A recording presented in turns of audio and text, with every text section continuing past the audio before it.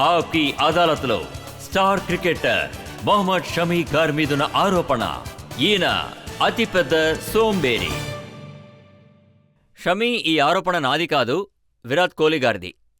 విరాట్ కోహ్లీ గారు ఏమన్నారంటే, మా టీంలో అతిపెద్ద సోంబేరి ఎవర్రా అంటే అది షమీ అన్నారు. మసాజ్ కోసం రూమ్ లోపలికెళితే అలాగే 3 గంటల పాటు నిద్రపోతున్నారట. మనం టెస్ట్ మ్యాచ్ ఆడుతాం, బాడీ బాగా టైర్డ్గా ఉంటుంది. ఒకవేళ అలా జరిగి ఉండొచ్చు. మనం బాడీ మసాజ్ చేసుకునేటప్పుడు నాకు తెలియకుండానే నేను నిద్రపోయి ఉండొచ్చు. కానీ కానీ ఈ లేజ్ అనే ట్యాగ్ దొరికింది నాకు. నేనేమీ బాధపడలేదు. బట్ కానీ ఆ నేమ్ ఎలా వచ్చిందని తెలియడం లేదు. అందరికన్నా టఫెస్ట్ అనే జాబ్ నా దగ్గరే ఉంది. చాలా ఎక్కువగా నేనే పరిగెడుతూ ఉంటాను. ఒకవేళ ఏదైనా సిచ్యువేషన్ వస్తే ఫాస్ట్ బౌలర్నే పిలుస్తున్నారు. మీరు ఆఫ్ ద ఫీల్డ్ చూసారంటే అక్కడ ఒకళ్ళు రిలాక్స్గా ఉంటే అందులో ఎటువంటి ప్రాబ్లం ఏముంది? బట్ ఓకే, ఆయన మిమ్మల్ని లేజీ కాదు లాలా అంటున్నారు. దీనికి అర్థం నాకు ఇంతవరకు తెలియడం లేదు. నాకు అంత పొట్ట కూడా లేదు. నేను జ్యువెలరీ పని ఏమీ చేయలేదు. ఈ పని చేసేవాళ్ళే అలా లాలా అని పిలుస్తుంటారు. ఈ లాలా అనే పేరు నాకెలా వచ్చిందో నాకు అసలు అర్థం కావడం లేదు. బట్ ఆయనే అది ఇచ్చారు. ఇవన్నీ చెప్పడం అనేది ఖచ్చితంగా విరాట్ పనే. ఇంకా ఆ లాలా అని చెప్పేది మన ఇండియన్ టీంలో చూసారంటే ఖచ్చితంగా ఏదో ఒక పేరు పెట్టేస్తూ ఉంటారు. మన పేరుకి దానికి అసలు సంబంధం ఉండదు. విరాట్కి మీ మీద ప్రేమ ఉంది, నేను అది గమనించాను. కమెంటేటర్ మీ దగ్గర ఇంగ్లీష్లో మాట్లాడుతూ ఉన్నారు, ఫారినర్. మీరు ఇంగ్లీష్లో సమాధానం చెప్తున్నారు, తెలివిగా మీరు నవ్వుతూ ఉన్నారు. నాకు ఏమనిపించిందో నేను అలాగే చెప్పేశాను. బట్ అది అక్కడ న్యూజిలాండ్లో జరిగింది. Man of the series interview కోసం నన్ను అక్కడ పిలిచారు. నేను అనుకున్నాను సరే వెళ్దాం అని. కానీ నాకు ఈ విషయం తెలియదు, వాళ్ళ యాక్సెంట్ చాలా డిఫరెంట్గా ఉంటుందని. ఆయన నా దగ్గర ఒకటి అడిగితే నేను డిఫరెంట్గా ఇంకొక సమాధానం చెప్తున్నాను. అప్పుడు ఇలాగే జరిగింది. నన్ను తీసుకుని వెళ్ళారు, నన్ను అడిగారు. నేను నా వల్లనంతగా నేను సమాధానం చెప్తూ వచ్చాను. అయిపోయిన తర్వాత అడిగాను నన్నెందుకు తీసుకొచ్చారని. కానీ ఆ కమెంటేటర్ హిందీలో చెప్పారు, మీరు చక్కగా ఇంగ్లీష్ మాట్లాడుతున్నారని. సార్ నేను ట్రై చేస్తాను, కానీ నేను అసలు దీనికి ఎప్పుడు సిగ్గుపడను. నాకు ఒక విషయం తెలియకపోతే అది మనం డైరెక్ట్గానే చెప్పేయచ్చు. మనం హిందీలోనే మాట్లాడుకోవచ్చు. మనమేమి పాకిస్తాన్ లాగా కాదు. అంటే ఇలా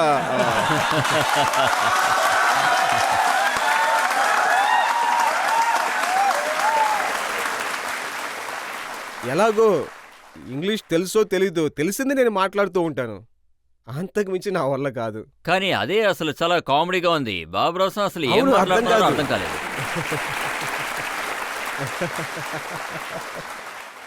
మనం అలా చేస్తేనే అది ఇంకొకలాగా కామెడీగా మారిపోతుంది. మనకి హిందీ కంఫర్టబుల్గా ఉంటుందని తెలిసినప్పుడు ఇంగ్లీష్ కంఫర్టబుల్గా లేకపోతే అది మనం స్ట్రైట్గా చెప్పేయచ్చు. నాకు ఇదే కంఫర్టబుల్గా ఉంటుంది, నేను ఇదే మాట్లాడతాను అని. ఇందులో సిగ్గుపడటానికి ఏమీ లేదు. అంత చండాలమైన విషయం కూడా ఏమీ కాదు. నాకు తెలిసి చెప్పడంలో ఏమి తప్పు ఉండదు.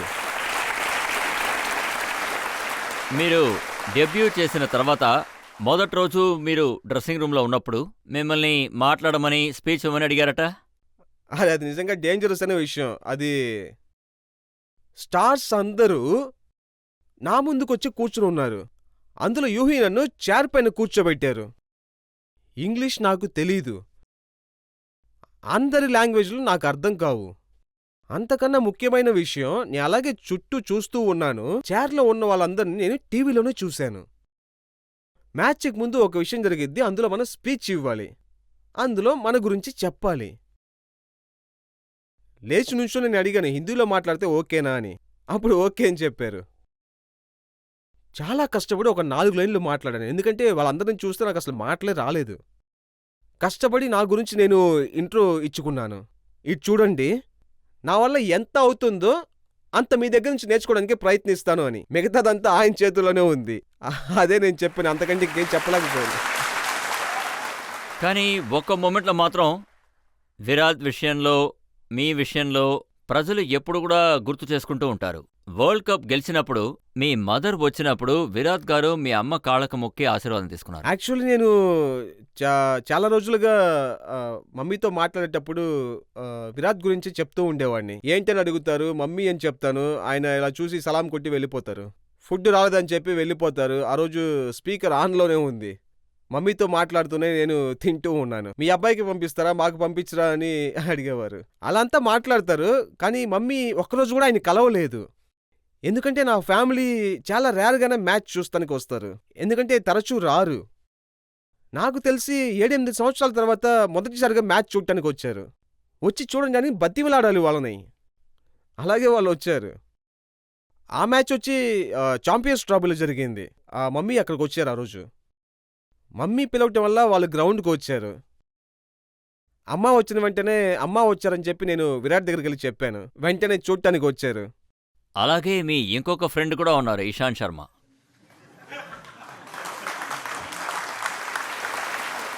ఇషాన్ ఏమంటున్నారంటే, షమీ గనక ఒకవేళ ఇంజురీ నుంచి రికవర్ అవ్వాలంటే ఆయన్ని పబ్జీ ఆడనివ్వండి, ఆయన్ని మటన్ తిన్నివ్వండి, నల్లి నిగారేచి పడుకొనిస్తే చాలంటున్నారు. సేమ్ డిపార్ట్మెంట్ జాబే మా ఇద్దరికి. అలా ఉన్నా కానీ వాడు ఇలా మాట్లాడుతూనే ఉంటాడు. కానీ మా బాండింగ్ చూసారంటే అది వేరే లెవెల్‌లోనే ఉంటుంది. నేను, ఇషాంత్, లైక్ భువనేశ్వర్, ఉమేష్, మోహిత్, మేమందరం బాగా ఫాస్ట్ బౌలర్స్‌మే. నెక్స్ట్ లెవెల్‌లో ఉంటాం. బస్‌లో కూడా వెనకాలే కూర్చొని ఉంటాం. కానీ ఆ ముందు ఉండే వాళ్ళకి ధైర్యమే ఉండదు కోచ్‌కి వెనకాల కూర్చొని మాట్లాడటానికి. మేము అంత మంచి వాళ్ళం. మేమందరం కూర్చొని మాట్లాడుతున్నప్పుడు. సో, నేను ఈ బాండింగ్‌ని లైఫ్‌లో అస్సలు మర్చిపోలేను. సో, మా అందరికీ ఒకళ్ళపైన ఒకళ్ళకున్న బాండింగ్, గొడవ పడటం, చిన్న చిన్న ఫన్నీ మూమెంట్స్, ఇంకెవరైనా చూస్తే వీళ్ళు గొడవ పడుతున్నారని అనుకుంటారు. అలాగే మేము ఓపెన్‌గా మాట్లాడుకుంటాం. కానీ చూసారంటే ఆ బాండింగ్, ఆ ప్రేమ, నేను చాలా మిస్ అవుతున్నాను. ఇషాన్ గారి వీడియో ఒకటి చూశాను. అందులో మీరు మాట్లాడుతున్నట్టే ఆయన మిమిక్రీ చేశారు. నేను మీ ముందే కూర్చున్నాను. మీ ముందే మాట్లాడుతున్నాను. నేనెప్పుడు ఇలాగే మాట్లాడతాను. నేను చేంజ్ అవ్వటానికి కూడా ఇష్టపడను. కానీ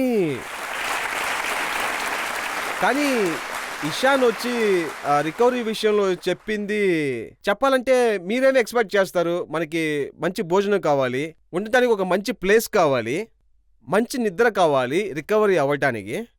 ఈ గేమ్ విషయంలో ఒక్కొక్కరికి ఒక్కొక్కటి నచ్చుతుంది. అందులో ఏంటి తప్పే ఉంది అందులో? షమీ, 2015 వరల్డ్ కప్‌లో మీకు గాయమైన మాట నిజమేనా? ఇంజ్యూరీ అయింది, సీరియస్ ఇంజ్యూరీ అయింది. మీరు నిజానికి ఆడకూడదు, కానీ మీరు ఇంజెక్షన్ వేసుకుని తర్వాత ఆడారు. ఇదొచ్చేసి ఓపెన్ డిస్కషన్ ఫిజియో ఆర్ మహీబ్రోకి ముందే జరిగింది. నా ఈ సిచ్యువేషన్ ఎలా ఉంది, నా కండిషన్ ఎలా ఉంది అనేది అందరికీ తెలుసు. అది ఎందుకంటే నాకు కార్టిలేజ్ ఆపరేషన్ జరిగింది. ఆ మోకాలు బోన్‌కి ఆ జాయింట్ ఉంటుంది కదా, అందులో ఒక క్రాక్ వచ్చింది. సో, నేను ఆ టెస్ట్ సిరీస్ అయిపోయిన తర్వాత 4.5 నెలలు ఆస్ట్రేలియాలో ఉన్నాను. అప్పుడు ఓపెన్‌లీ డిస్కషన్ జరిగింది. ఇషాంత్‌కి దెబ్బ తగిలింది. సో, మ్యాచ్ ఆడలేడు అని. అప్పుడు ఎవరో ఒకళ్ళు ఉండాలని చెప్పేసి అన్నారు. అప్పుడు నేను డాక్టర్‌ని ఏమడిగానంటే, నేను ఆడగలను, కానీ మధ్యలో ఈ మోకాలేమీ దెబ్బతీయదు కదా అని చెప్పి అడిగాను. అదేంటంటే నేను ఎప్పుడు గేమ్ ఆడినా కానీ ఈ గేమ్‌ని ఆడుతున్నప్పుడు నేనెప్పుడు ఒకటే అనుకుంటాను, గేమ్ మధ్యలో వెళ్ళిపోకూడదు అని. ఫుల్‌ఫిల్ చేయకుండా మ్యాచ్ మధ్యలో ఓడిపోకూడదు అని. ఇది మన కంట్రీకి చాలా అవసరం. సో, ఈ విషయాన్ని బాగా ఓపెన్‌గా మాట్లాడుకున్నాం. డాక్టర్ కూడా కాన్ఫిడెన్స్ ఇచ్చారు. అంటే ఈ మోకాలు మిమ్మల్ని మధ్యలో ఇబ్బంది పెట్టదు. ఏదో చెప్తూ ఉంటారు మధ్యలో 19, 20 విషయాలు చెడిపోతాయని. కొన్ని సమయాల్లో ఆ 19, 20లోనే ఉంటాయి. 22, 24కి వెళ్ళవు అనేసే చెప్పారు. అయితే సరే, నేను పెయిన్ కిల్లర్ తీసుకొని ఆడుతాను అని చెప్పాను.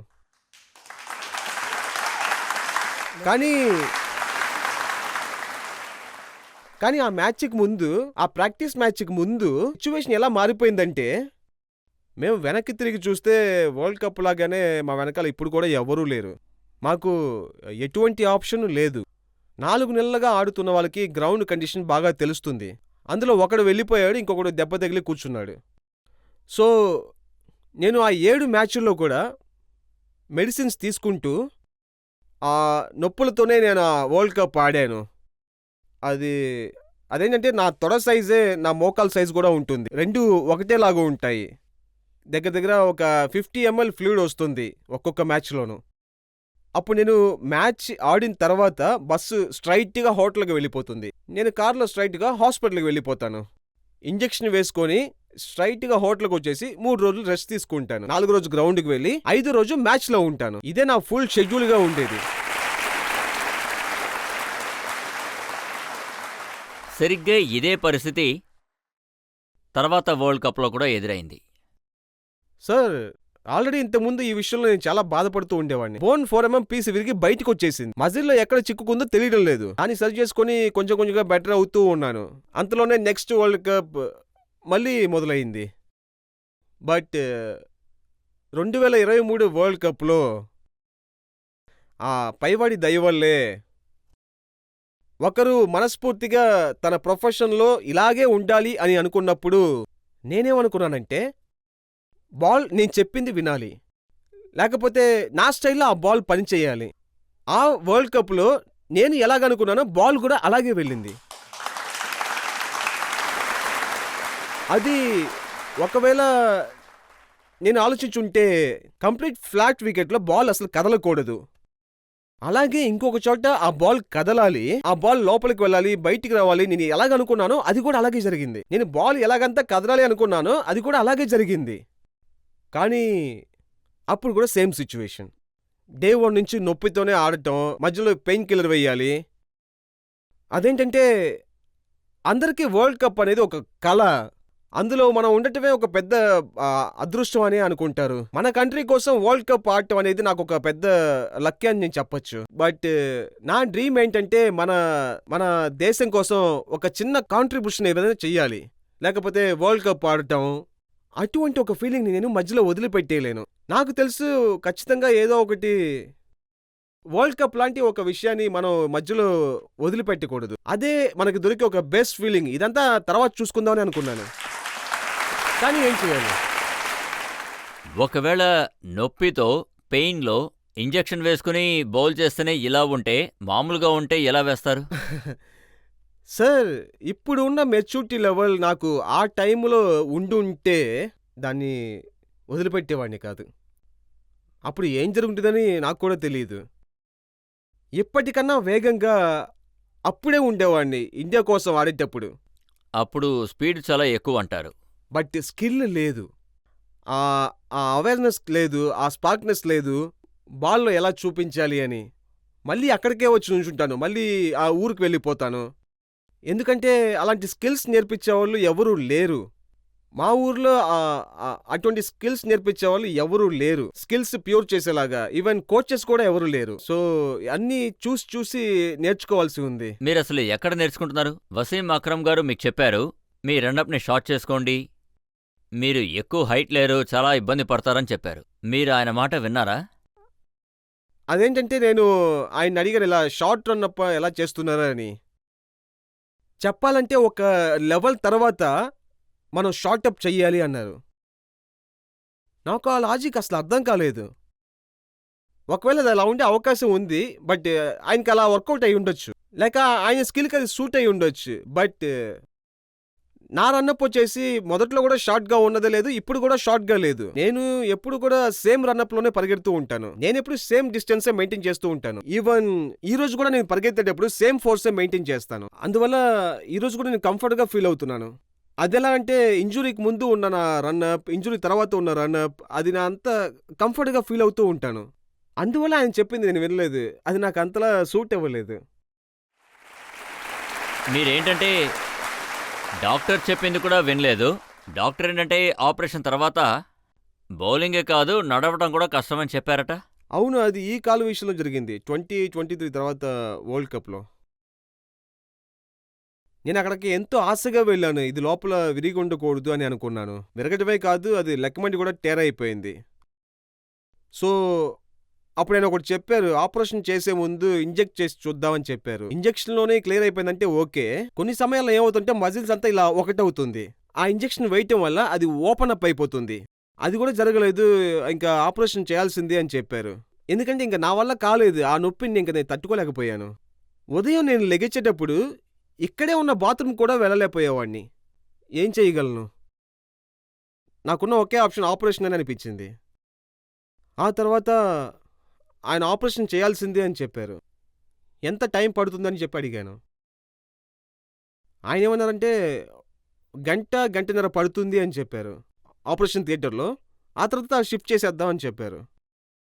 ఇక నేను కూడా ఒప్పుకున్నాను. అది ఆ తర్వాత చూసారంటే స్పోర్ట్స్ ప్లేయర్స్ని ట్రీట్ చేసే డాక్టర్ ఆయన నాకు ఇక్కడ ఇంజెక్షన్ చేశారు. ఒక 30 సెకండ్స్లో మీకు నిద్ర వస్తుంది అని చెప్పారు. ఇక్కడ ఇంజెక్ట్ చేసిన వెంటనే చల్లగా ఉంది. నేను అప్పుడు చెప్దాం అనుకున్నాను, మీరు చెప్పినట్లుగా నాకు అసలు నిద్ర రాదు. 3 లెక్క పెట్టిన అంత లోపల నిద్రపోయాను. 3 లెక్క పెట్టాను. 3 సెకండ్లోనే నిద్రపోయాను. ఆపరేషన్ అంతా పూర్తయిపోయింది. అందరూ నాకు ఒకలాగా తెలుస్తున్నారు బ్లర్గా. నేనే డాక్టర్ని, తెలుస్తుందా అని చెప్పి అడిగారు. తెలుస్తుంది అని చెప్పాను. నేను మీ దగ్గర ఒకే ఒక ప్రశ్న అడగాలి. ఎన్ని రోజుల్లో నేను తిరిగి గ్రౌండ్కి వెళ్ళొచ్చని అడిగాను. ఆయన నా మొహాన్ని చూసి కాళ్ళను చూశారు. మీరు ఆడగలరని అనుకుంటున్నారా అని చెప్పి అడిగారు. మీరు ఇకపై లేచి నడవటం అన్నదే గొప్ప విషయం అని చెప్పి అన్నారు. మీకే కదా ఆపరేషన్ జరిగింది, ఇంకెవరికి జరగలేదు కదా అని చెప్పి అన్నారు. నేనేం చెప్పండి, నేను ఆడతానని చెప్పాను. ఆయన ఏమన్నారంటే ఇంతవరకు ఈ ఆపరేషన్ చేసుకున్న వాళ్ళు ఎవరు ఆడలేదని చెప్పారు. గ్రౌండ్లో దిగిన వాళ్ళు చాలా తక్కువ మంది అని చెప్పారు. ఆడటం గురించి చెప్పలేదు, గ్రౌండ్లో దిగటమే గొప్ప విషయం అని చెప్పారు. ఇంకా ఏమన్నారంటే ఆయన ఏం చెప్పారంటే ఒకవేళ గ్రౌండ్లో దిగి ఆడి రికవరీ అయ్యి గ్రౌండ్కి నువ్వు వస్తే నేను వస్తానని చెప్పారు. నేను మ్యాచ్ ఆడాని ఆయన చూస్తానికి వచ్చారు. బట్ మనకు ఆ కాన్ఫిడెన్స్ ఉంటే, ఆ గట్స్ ఉంటే మనం కోట్ల మంది ధైర్యంగా ప్రజల ఆశీర్వాదం మీకు అండగా ఉంది. సరే, అది చాలా పెద్ద విషయం. అది నాకు మాత్రమే కాదు, ఇంక ఎవరికైనా కానీ. ఇలాగే ఎటువంటి ప్రొఫెషన్లో ఉన్నా కానీ మనం దేశం కోసం ఏదైనా చేయాలని అనుకుంటే మన ప్రజల సపోర్ట్ చాలా ముఖ్యం. అదే మనకి ఎక్కువగా పంపప్ చేస్తుంది. అదే ఎప్పుడూ ఉంటుంది. మీరు అడగండి. మా అందరికీ బాగా తెలుసు మీరు చాలా సంవత్సరాలుగా ఇంజురీతో ఇబ్బంది పడుతున్నారని. మా ప్రశ్న ఏంటంటే మీరు మళ్ళీ ఆడడానికి సిద్ధంగా ఉన్నారా లేదా అన్నదే. నేను దిలీప్ ట్రోఫీ ఆడేసి వచ్చేసింది కదా, అంతకన్నా ఇంకేం కావాలి బాస్. బట్ చెప్పాలంటే ఇంజురీకి సంబంధించినంత వరకు మనం ఇందులో చాలా ప్యాషనేట్గా ఉండాలి. మనం మళ్ళీ గ్రౌండ్కి రావాలని అనుకోవాలి. ఎందుకంటే కాట్లెట్ చేసినా కానీ, లేదంటే లెగ్మెంట్ ట్రీట్మెంట్ చేసినా కానీ ఇవన్నీ చాలా సీరియస్ అయిన ఇంజురీస్. అప్పుడు మన ఫోకస్, పేషెన్స్ చాలా స్ట్రాంగ్గా ఉండాలి. అది మాత్రమే కాకుండా మన ఫ్యామిలీ, మన ఫ్రెండ్స్, నాతో క్రికెట్ ఆడేవాళ్ళు ఆ విషయాన్ని నాకు పూర్తి చేసి నాకు తోడుగా ఉన్నారు. చూడండి, షమ్మి గారు ఇప్పటివరకు చెప్పని ఒక విషయం నేను మీకు చెప్తాను. ఇప్పుడున్న మొహమ్మద్ షమ్మి గారి ఫిట్నెస్ చూసారంటే బెస్ట్ ఫిట్నెస్ అనే నేను చెప్తాను. ఆయన బాడీలో ఫ్యాట్ చాలా లోయెస్ట్గా ఉంది. దాన్ని ఆయన ఎంతో కాలంగా చాలా కష్టపడి ఇప్పుడు దాచిపెట్టారు. అందువల్ల లూజ్గా వేసుకొచ్చాను డ్రెస్. అయితే నెక్స్ట్ వరల్డ్ కప్లో కూడా షమ్మి గారి మ్యాజిక్ని చూడొచ్చా? నేను వచ్చేసి ఆ మ్యాజిక్ ఇవ్వడానికి రెడీగానే ఉన్నాను, కానీ వాళ్ళు నన్ను చేర్చుకోవాలి కదా. బట్ హోప్ఫుల్లీ నేను ఆశపడేది ఒకటే, అదేంటంటే నేను ఇంతవరకు దాటి వచ్చిన క్రికెట్ క్యారియర్లో నా గోల్స్ వచ్చేసి ఇంజురీ ఏర్పడకుండా ఆడాలి అన్నదే ఒక ముఖ్యమైన విషయం. ఇంకా వరల్డ్ కప్ విషయానికి వస్తే నాకు ఒక అవకాశం దొరికిందంటే నేను దాన్ని ఖచ్చితంగా నెరవేరుస్తాను. మిగతావన్నీ ఆయన చేతుల్లోనే ఉన్నాయి.